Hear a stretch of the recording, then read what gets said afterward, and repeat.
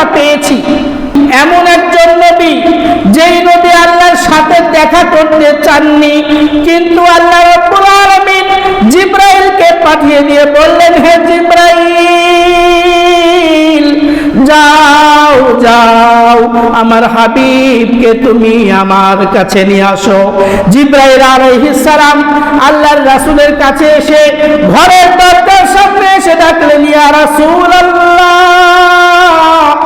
উঠুন, ঘুম থেকে উঠুন, আপনার সঙ্গে আল্লাহ দিদার করতে চায়। বলেন সুবহানাল্লাহ।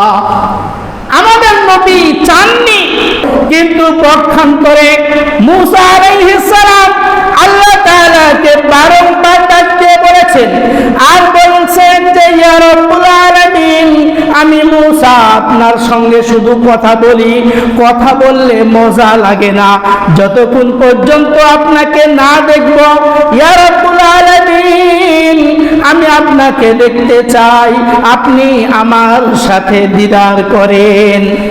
আর আল্লাহ বলতেছেন, মূসা তুমি আমাকে দেখতে পারবা না, তুমি আমাকে দেখতে পারবা না, তোমার সেই ক্ষমতা নাই, তোমার চোখের সেই পাওয়ার নাই, তুমি আমার নূর দেখলে ঠিক থাকতে পারবে না।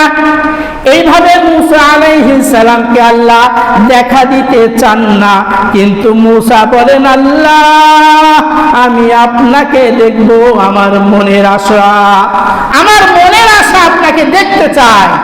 কিন্তু আল্লাহ বলেন, মূসা তুমি দেখতে পারবা না।